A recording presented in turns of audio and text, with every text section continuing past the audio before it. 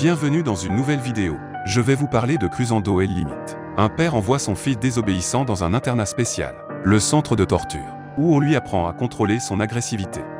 Le film commence avec le protagoniste adolescent, Frank, qui discute avec son meilleur ami et sa petite amie sur un chat vidéo. Il est devant l'ordinateur, boit de la bière et fume, quand soudain son père Louis entre dans la pièce. Il doit se lever tôt et le bruit fort l'empêche de dormir. L'adolescent se dispute pour faire partir le vieil homme. Mais le père ne sort pas. Il essaie de parler à son fils pendant que ses amis attendent patiemment.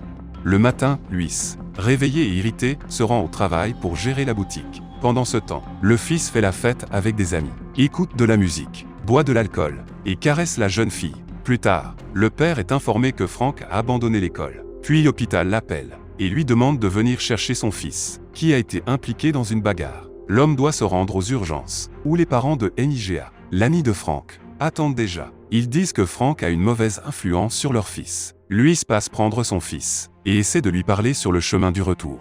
Mais dans le garage souterrain, son fils hurle, et veut partir.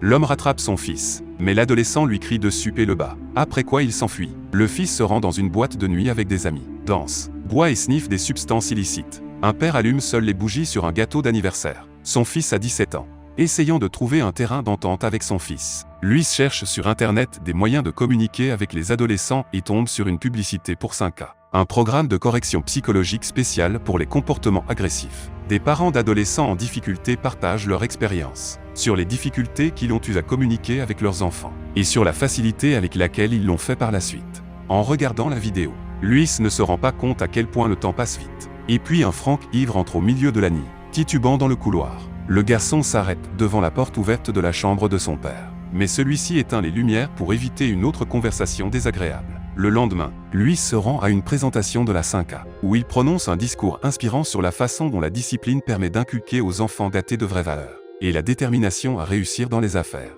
En écoutant le discours, son fils est au téléphone en train de boire de l'alcool. La jeune fille prend ses distances avec Frank, et laisse entendre qu'il ne s'est rien passé de sérieux entre eux. Un Frank désemparé continue de déverser son chagrin. Et c'est ainsi que son père le surprend la nuit. La nuit, deux hommes spécialement formés traînent l'adolescent à moitié nu hors de sa chambre. Le garçon se défend, hurle et appelle son père, mais Louis a déjà préparé une valise avec ses affaires, et accompagne son fils à l'internat de la porte. Le garçon est mis dans un minibus, et emmené hors de la ville, où il est accueilli par Oscar, le gardien principal. L'homme est mécontent que le garçon soit pieds nus et à moitié nu. Les enfants sont censés être disciplinés et habillés. Et l'homme n'aime pas les menottes. Alors Oscar lui dit de les enlever. Frank prend ce geste pour un geste amical, et gronde le gardien. L'éducateur établit la hiérarchie sociale et tord le bras du gamin. Le plaque contre le mur et lui lit les règles de base, parmi lesquelles le silence respectueux en présence d'adultes est obligatoire.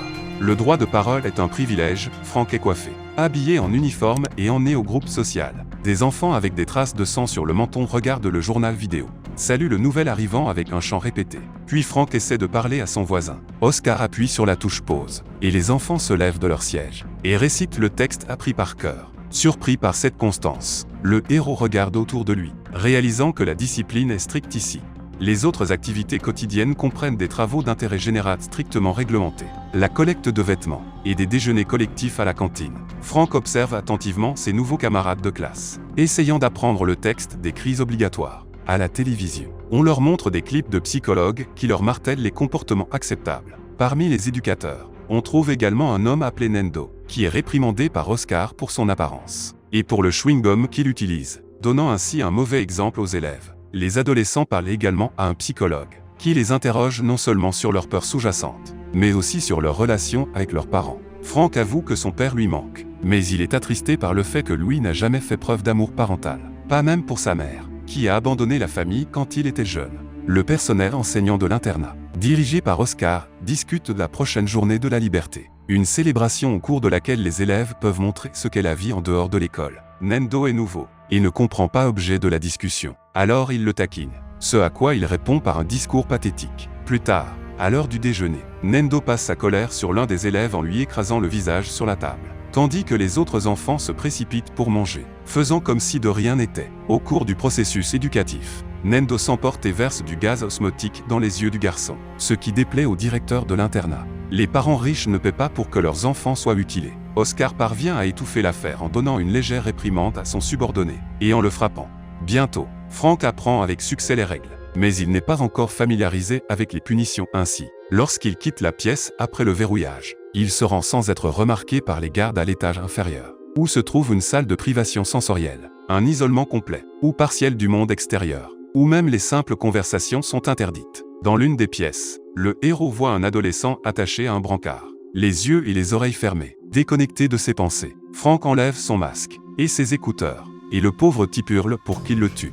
Effrayé par cette réaction, Frank revient en courant, mais les gardes remarquent l'évasion de la chambre. Une alarme est donnée, une chasse est lancée contre lui, et le héros se cache dans un coin. Et quand un garde entre, le garçon se jette sur lui, et le bat violemment avant que des renforts ne le tordent. Oscar condamne tout le groupe à la punition pour cet acte. Les enfants sont placés face contre terre, le menton appuyé sur le sol, et pendant qu'ils restent immobiles, les gardiens allument de temps en temps les lumières, et la musique forte. Après avoir purgé sa peine, Frank marque son menton ensanglanté. Au même moment, les parents des enfants suivent leur propre programme de réhabilitation dirigé par le psychologue d'Elena. Louis leur dit qu'ils n'arrivent pas à trouver un terrain d'entente avec leur fils. Ce à quoi le médecin répond que le dialogue consiste à engager deux parties, et que non seulement les enfants doivent apprendre à écouter, mais que les parents doivent aussi s'impliquer dans leur vie. Elena cite Sandra et ses parents comme exemple de réussite. La jeune fille a terminé le programme. Les adultes parlent de la façon dont leur vie a changé depuis le retour de leur fille. Mais l'histoire se termine avec la jeune fille qui se pisse dessus, et sa mère qui l'emmène. Lorsque Louis rentre chez lui, sur les conseils de son psychologue, il se rend dans la chambre de son fils, et voit sur l'ordinateur un clip dans lequel son fils s'amuse avec ses amis. Parmi les plans, on voit Louis lui-même, qu'il a enregistré secrètement au travail. Le clip fait sourire le père. Et le lendemain matin, il se rend à l'internat pour récupérer son fils. Mais Oscar lui montre la vidéo du passage à tabac du gardien, et le convainc que Frank n'est pas encore prêt à s'adapter à la société. Le groupe est emmené à la punition suivante. Pour ne pas avoir écouté le message répété, ils doivent passer plus de 24 heures debout, les mains liées et les yeux bandés.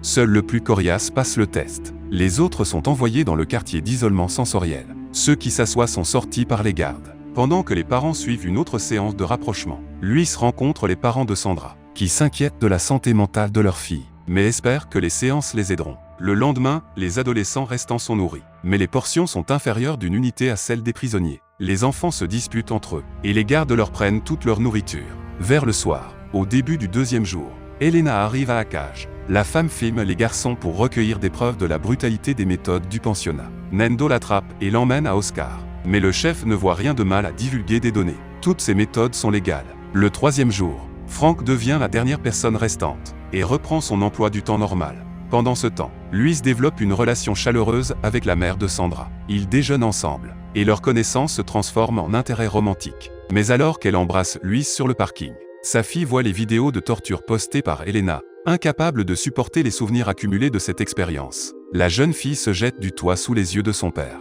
Le directeur réprimande Oscar pour avoir divulgué des informations, ce qui entraîne un durcissement des règles et du régime de l'internat. Les élèves sont torturés par des exercices physiques, certains vomissent dans le gymnase, et ils continuent à les battre avec le consentement tacite du reste du corps enseignant. Tout cela conduit Frank à un moment de rébellion. Il se fige sur place et refuse de quitter la cantine. Oscar l'emmène dans un isolateur sensoriel, où le garçon est attaché et où ses yeux et ses oreilles sont couverts.